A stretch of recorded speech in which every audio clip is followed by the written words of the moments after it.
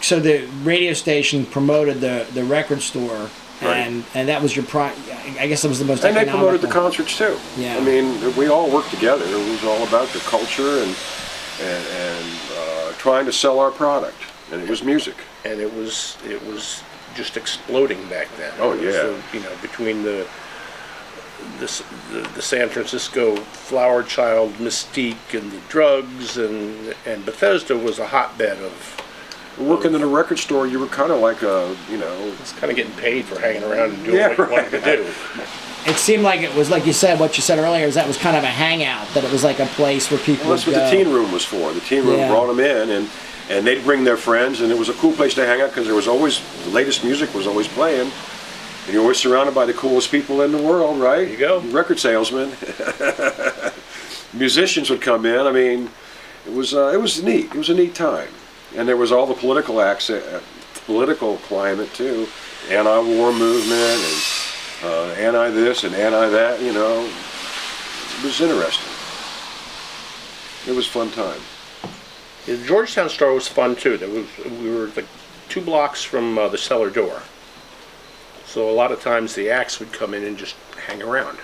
Actually, on those tapes, one of these tapes, there is recordings from the Georgetown store Really? that I made the summer that Frigid Pink did House of the Rising Sun, because you can hear that on the tape. That's how I know when and where it was, because that was the song that I played when I worked down there with you that one time, or one of those times. There was no teen room at Georgetown, was there? No, there wasn't a teen the room there, was but it was Bethesda. It was like the only record store in Georgetown. Well, there was It was the hippest record store in Georgetown. there was the other store that sold classical records on the other side of Wisconsin Serenade. Avenue. Yeah, Serenade or the Disc Shop or one of those things. But they were all classics and some European imports. But it was like 95%. No rock, no popular music. And we had the posters, we had the black lights, we had the The head stuff, yeah.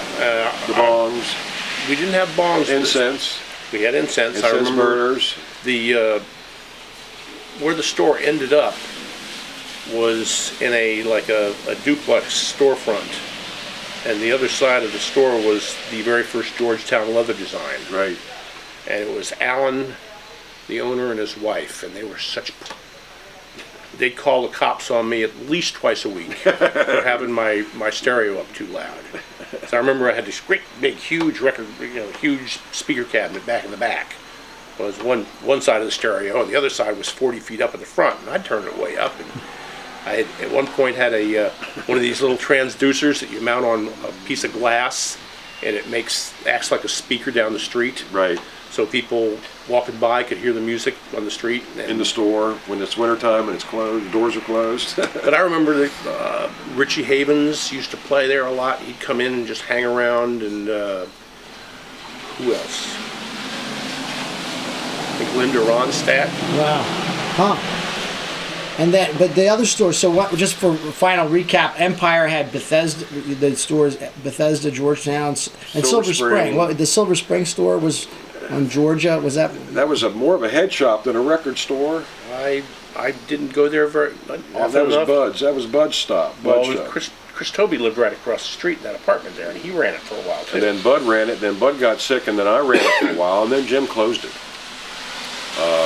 I think he got robbed one night or something, and he shut it down. And the Gaithersburg store, he tried to make that the country outlet, but that never panned out either. That didn't last very long. Toward the end, Bob Georgetown. Connolly probably worked there. Bob Connolly, I haven't heard that name in years. Yeah, I remember. Bob Connolly used to live about 2 blocks up the street from here. Yeah, I used to see him occasionally up here in Wheaton. Yeah, he was one of the good old boys from the late 50s.